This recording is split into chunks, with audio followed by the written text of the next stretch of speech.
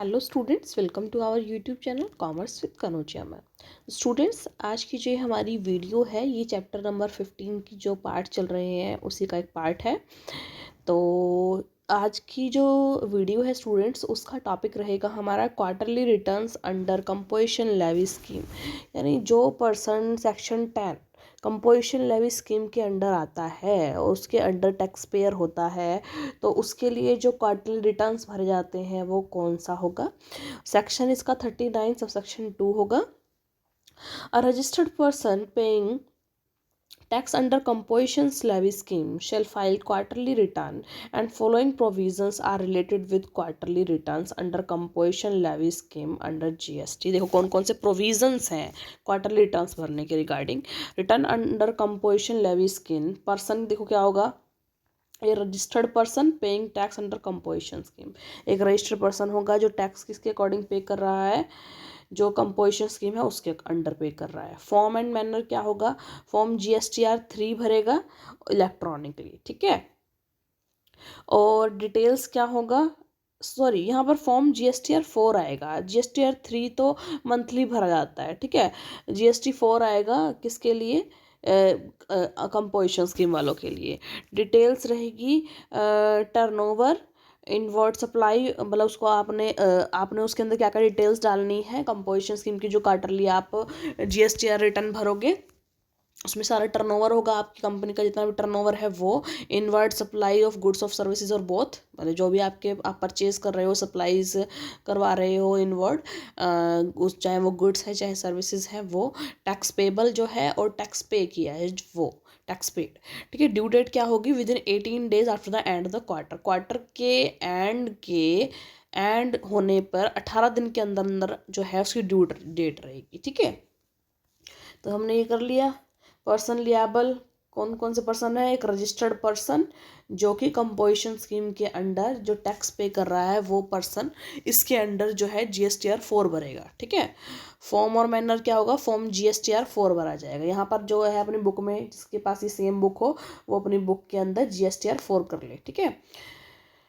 और डिटेल्स क्या होगा, वही जो इनवॉइस वाइज इंटरस्टेट, और इंट्रास्टेट में जो जो आपने सप्लाई करवाई है, इंटरस्टेट के अंदर करी है, इंट्रास्टेट में करी है, दूसरे स्टेट से मंगवाया है, जैसे भी है आपने, वो सब कुछ रजिस्टर्ड पर्सन से है, अनरजिस्टर्ड पर्सन से है, वो सब कुछ उसके अंदर डिटेल्स समरी आएगी। इम्पोर्ट जो करवाई है गुड्स वो आ जाएंगी सारी।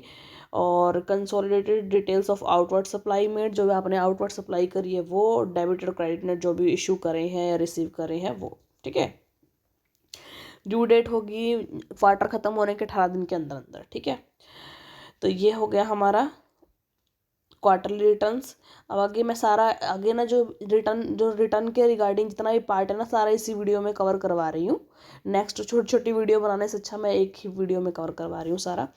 तो फिफ्थ है return by registered non resident taxable person, यानी कि जो NRI जो है पर्सन है वो टैक्सेबल पर्सन है। नॉन रेजिडेंस, यहाँ पर रेजिडेंस नहीं हुआ है उसका, नॉन रेजिडेंट टैक्सेबल पर्सन है, उसका सेक्शन होगा 39 सब सेक्शन 5, ठीक है। रिटर्न भरेगा वो GSTR 5, ठीक है। Every registered non resident taxable person shall for every calendar month और part thereof furnish a return in form GSTR 5 electronically. Every calendar month में GSTR 5 भरता है electronically within 20 days after the end of calendar month और within 7 days after the last day of the period of registration specified under section 27(1) whichever is earlier। यानी कि जो registration का period है उसके 7 days, जो last day है उसके 7 days के अंदर अंदर। तो देखो return by registered non resident taxable person 39 subsection 5 के अंदर आएगा। पर्सन होंगे हर रजिस्टर्ड नॉन रेजिडेंस पर्सन जो होंगे टैक्सेबल पर्सन होंगे वो इसको भरेंगे। आगे है फ्रिक्वेंसी क्या होगी, फॉर एवरी कैलेंडर मंथ में भरा जाएगा। और फॉर्म और मैनर क्या होगा, GSTR 5 भरा जाएगा और इलेक्ट्रॉनिकली फॉर्म में भरा जाएगा। ड्यू डेट क्या होगी, with in 20 days after the end of the calendar month, यानी कि कैलेंडर मंथ जैसे ही ख़त्म हुआ उसके 20 दिन के अंदर अंदर, ठीक है। और within 7 days after the last day of the period of registration specified under section, यानी कि जो रजिस्ट्रेशन का जो डे है उसके आगे 7 दिनों के अंदर अंदर, और इन दोनों में से जोन सी पहले आएगी वो, ठीक है, जो सी डेट आएगी वो होगी कि ड्यू डेट। आगे हम कर रहे हैं return by person registered as input service distributor, यानी जो ISD पर्सन है, इनपुट सर्विस डिस्ट्रीब्यूटर है, उनका जो रिटर्न है वो होगा सेक्शन 39 सब सेक्शन 4 के अंडर, और GSTR 6 के अंदर भरा जाएगा, ठीक है। यानी कि जो इनपुट सर्विस डिस्ट्रीब्यूटर है वो जो रिटर्न फाइल करेंगे वो GSTR 6 के अंदर भरेंगे। ऐसे ही TDS और TCS आएंगे आगे। Every taxable person registered as an input service distribution, एक ऐसा टैक्सेबल पर्सन जो ISD के रूप में रजिस्टर्ड पर्सन है, shall for every calendar month or part thereof furnish electronically a return in form GSTR 6 within 13 days after the end of such month, month के and के 13 दिन के अंदर अंदर, ठीक है।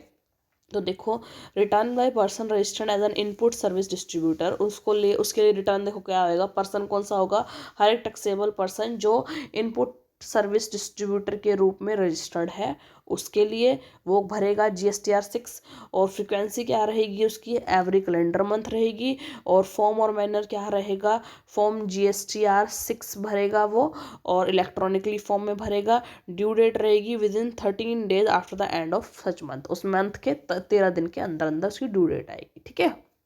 तो ये हो गया हमारा किसका, IST के लिए, ठीक है। अगर पर्सन इनपुट सर्विस डिस्ट्रीब्यूटर है तो वो GSTR 6 भरेगा, ठीक है।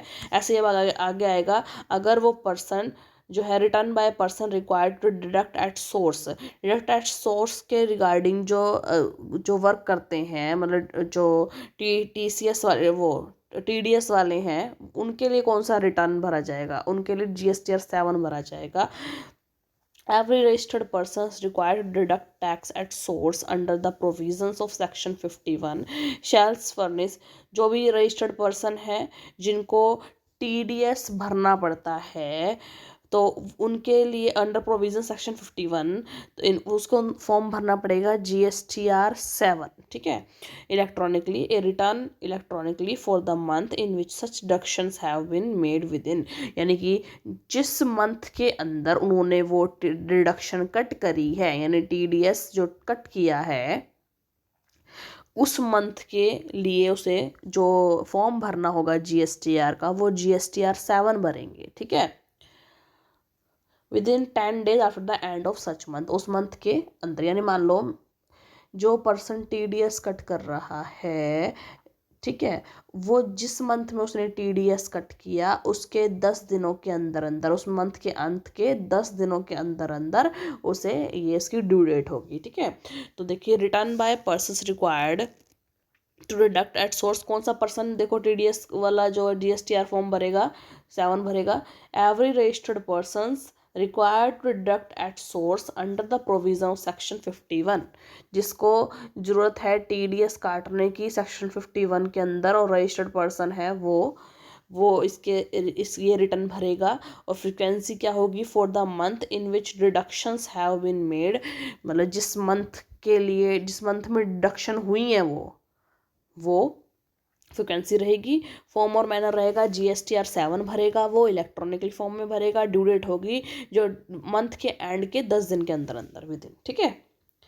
आगे है return by electronic commerce operator required to collect tax, यानी कि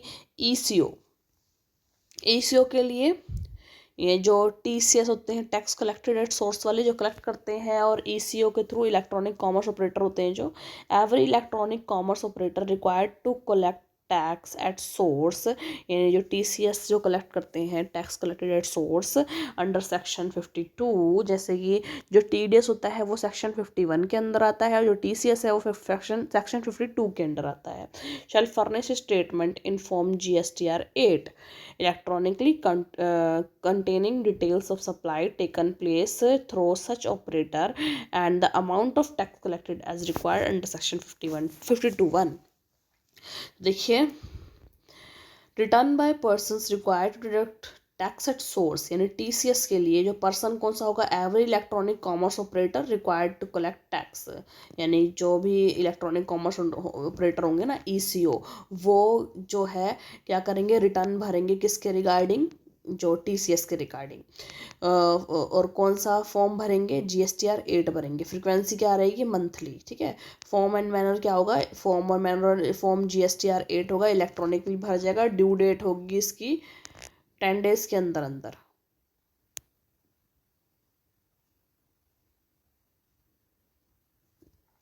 आगे है first return and final return. अच्छा, फर्स्ट रिटर्न जीएसटीआर 9 और 10, फर्स्ट रिटर्न। हाँ जी, सेक्शन 40 है फर्स्ट रिटर्न का।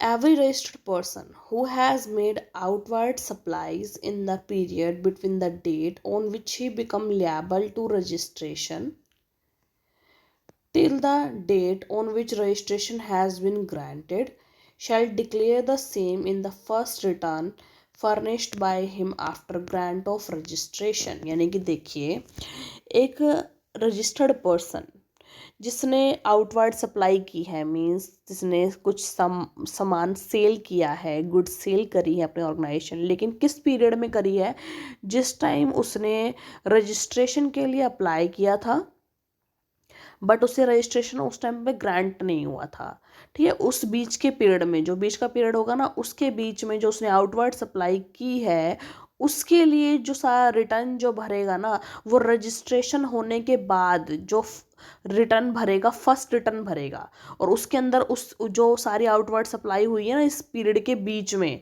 तो वो सारी सप्लाई का जो भी जीएसटी वगैरह फिल भरना है, वो फर्स्ट रिटर्न के अंदर भरा जाएगा, ठीक है। यानी कि देखिए एग्जाम्पल के थ्रू, मान लो 1 जनवरी को हमने रजिस्ट्रेशन के लिए अप्लाई किया है, ठीक है, और हमारा रजिस्ट्रेशन हुआ मान लो 2 अप्रैल को, ठीक है, हो गया रजिस्ट्रेशन, हो गया, हम रजिस्टर्ड हो गए। इस टाइम से, यानी 1 जनवरी से 2 अप्रैल के बीच के टाइम में जितने भी हमने आउटवर्ड सप्लाई की, उसके रिगार्डिंग जो रिटर्न भरा जाएगा ना, उसकी जीएसटी का रिटर्न भरा जाएगा, वो इस तारीख के बाद, यानी 2 अप्रैल जो तारीख है, रजिस्ट्रेशन हो गया हमारी कंपनी का, उसके बाद फर्स्ट रिटर्न भरी जाएगी, जो कि जीएसटीआर 9 होगी, ठीक है। फर्स्ट रिटर्न भरी जाएगी जीएसटीआर 9 के through.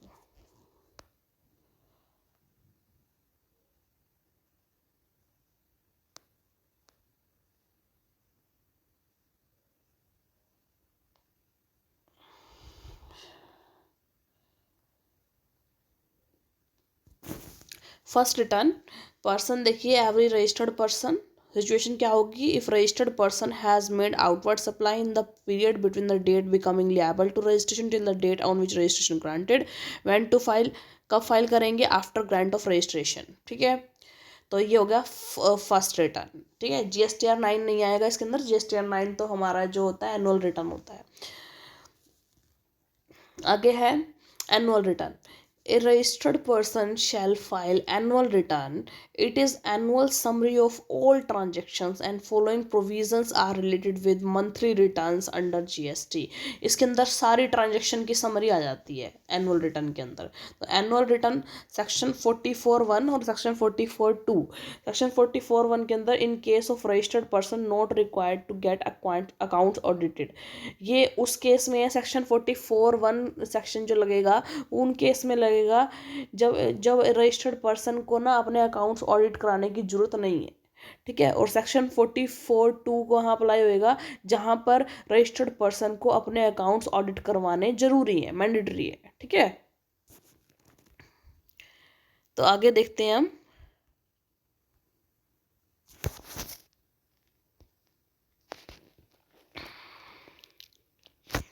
In case of registered person not required to gets account audited, जिसमें अकाउंट को ऑडिट कराने की जरूरत नहीं है, 44(1), ठीक है।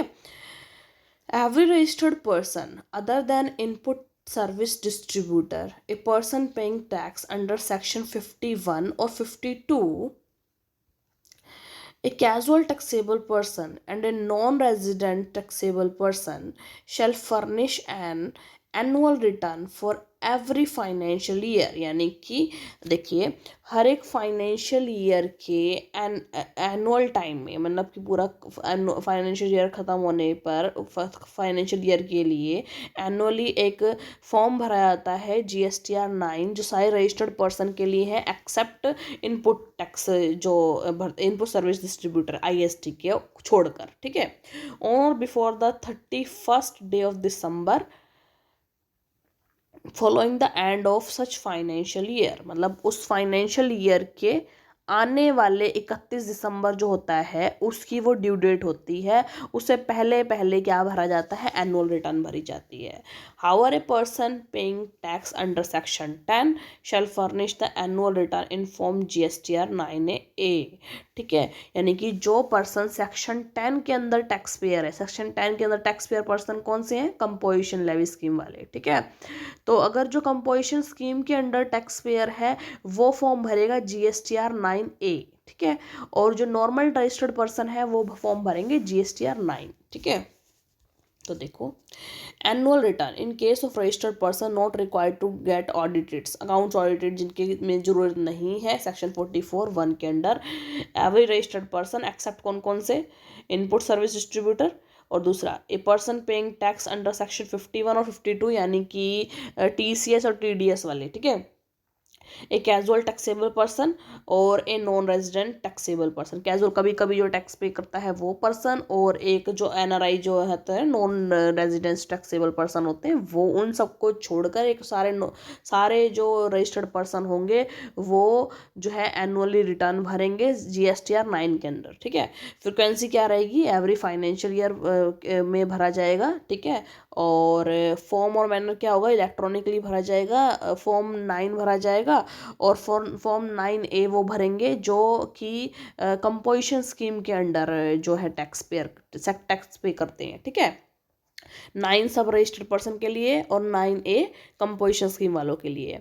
और ड्यू डेट क्या रहेगी, ऑन और before the 31st day of December because following the end of the financial year. मान लो फाइनेंशियल ईयर, मान लो अभी वाला फाइनेंशियल ईयर लेके चलते हैं आप, मैंने एग्जाम्पल समझाती हूँ। मैंने पहले भी समझाया आपको जब मैंने स्टार्टिंग में जो फर्स्ट वीडियो कराई थी। अब वाला फाइनेंशियल ईयर चल रहा है 1 अप्रैल 2022 से 31 मार्च 2023, ठीक है। तो इस फाइनेंशियल ईयर के लिए जो रिटर्न एनुअल रिटर्न फाइल होगी उसकी लास्ट डेट होगी 31 दिसंबर 2023, ठीक है। यानी कि 31 दिसंबर 2023 तक इस फाइनेंशियल ईयर के एनुअल रिटर्न भर देनी चाहिए, ठीक है, भर देनी जानी चाहिए, ठीक है। आगे देखिए, ऑडिट जहाँ पर अकाउंट्स को ऑडिट कराने की जरूरत है, सेक्शन 44(2), तो देखिए, every registered person who is required to get his account audited in accordance with the provisions of section 35 subsection 5 shall furnish electronically the annual return under section 44(1) along with a copy of the audited annual accounts। मतलब उनको GSTR के साथ में क्या है, सारी copy of accounts जो audit करवाए हैं वो लगानी पड़ेगी, एंड रिकॉन्सिलेशन स्टेटमेंट लगानी पड़ेगी, duty certified in form GSTR 9C के under. Every registered persons whose aggregate turnover during a financial year exceeds 2 crore, यानी कि जिनका जो एग्रीगेट टर्नओवर है फाइनेंशियल ईयर के अंदर 2 करोड़ से ज़्यादा हो जाता है, shall get his account audited by specified under section 35(5). देखिए, सेक्शन 35 सब सेक्शन 5 ये बोलता है कि अगर आपका टर्नओवर एक फाइनेंशियल ईयर में 2 करोड़ से ज़्यादा का हो जाता है तो आपको अपने अकाउंट्स जो है ऑडिट करवाने ही पड़ेंगे, ठीक है, मैंडेटरी हो जाएगा। तो जब ये होगा तो आप उसके लिए जब आप अपने अकाउंट्स ऑडिट करवा लोगे तो आप क्या करोगे, GSTR 96 भरोगे। ठीक है, जब ऑडिट करवाओगे उसके साथ में जो भी आपने अकाउंट्स ऑडिट करवाए हैं उसकी फाइल सबमिट करोगे। ठीक है, साथ में, और जो भी रिकॉन्सिलिएशन स्टेटमेंट होगी वो उसके साथ में लगाओगे। ठीक है, देखो, annual return in case of registered persons required to get account audited, section 44 subsection 2, every registered person who is required to get his account audited whose aggregate turnover, यानी कि किसको जरूरत होती है जिसका फाइनेंशियल ईयर जो है एग्रीगेट टर्नओवर है 2 करोड़ से ज़्यादा बढ़ गया है, उसको अकाउंट्स को ऑडिट करवाने की जरूरत पड़ जाती है। तो आप ये याद रखना कि कंपनी को जो अपने अकाउंट्स है ऑडिट करवाना मैंडेटरी कब होता है, जब होता है जब उसके एक फाइनेंशियल ईयर के अंदर उसका टर्नओवर 2 करोड़ से ज़्यादा हो जाता है तो उसको अपने अकाउंट्स को ऑडिट करवाना मैंडेटरी हो जाता है। ठीक है, और 2 करोड़ से नीचे रहता है तो कोई ज़रूरी नहीं है, अगर उसका मन है वॉलेंटरी वो चाहता है कि मैं अपने अकाउंट्स ऑडिट करवाऊँ तो करवा सकता है, अदरवाइज़ कोई फोर्स नहीं है उसके ऊपर। ठीक है, आगे देखिए, furnish annual return under section 44(1) along with a copy of audited annual accounts, A reconciliation statement. ठीक है, ये सारी चीज़ें इसका अटैच कर दोगे और फॉर्म और मैनर रहेगा वही फॉर्म GSTR 9 और 9C। ठीक है, अब आता है फाइनल रिटर्न। फाइनल रिटर्न क्या होता है, देखिए section 45, every registered person who is required to furnish a return under section 39(1) and whose registration has been cancelled shall furnish a final return within 3 months of the date of cancellation or date of order of cancellation whichever is later electronically inform GSTR 10। यानी कि जब आपका जो registration है वो cancel हो रहा है तो आप कैंसिल होने के बाद एक फाइनल रिटर्न भरोगे कितने, within 3 months of the cancellation date. ठीक है, तो फाइनल रिटर्न देख लीजिए, every registered person who is required to furnish a return under section 39(1), यानी कि जो 39(1) के अंदर वो आ जाते हैं जिनका जो कैंसिल करवा रहे होते हैं रजिस्ट्रेशन अपना, या तो हो रहा होता है या करवा रहे होते हैं। सिचुएशन क्या होगी, cancellation of registration 39(1), due date क्या रहेगी, within 3 months of the date of the cancellation, जिस दिन कैंसिल हो रही है उसके 3 month के अंदर अंदर, और date of order of cancellation, या फिर जिस टाइम ऑर्डर आया है कैंसिल होने का GST के अंदर, और जिसमें से जौन सी बाद में आएगी वो ड्यू डेट रहेगी, और फॉर्म और मैनर रहेगा GSTR 10 और इलेक्ट्रॉनिकली। ठीक है, तो ये हो गया हमारा जो हमने 10 जो हमारे को रिटर्न दे रखे थे GSTR 1 से GSTR 10 तक हमने इस वीडियो में कवर कर लिए हैं। तो आई होप स्टूडेंट आपको ये वीडियो अच्छी लगी होगी और प्रॉपर तरीके से समझ में आई होगी कि GSTR 1 कब भरा जाता है, 2 कब भरा जाता है, 3 कब भरा जाता है, 4 कब भरा जाता है, और ऐसे 1 2 3 4 5 6 7 8 9 10 कब भरे जाते हैं, क्यों भरे जाते हैं, ड्यू डेट कब होती है, उसकी सब कुछ आपको समझ में आ गया होगा। अगर स्टूडेंट आपके लिए वीडियो अच्छी लगी हो, आपको समझ में आई हो, आपका टॉपिक क्लियर हुआ हो, तो ज़्यादा से ज़्यादा मेरी वीडियो को लाइक कीजिए, अपने फ्रेंड्स के साथ शेयर कीजिए, और ज़्यादा से ज़्यादा कमेंट्स कीजिए, और चैनल को सब्सक्राइब कीजिए, commerce with Kanaujia ma'am. Thank you students.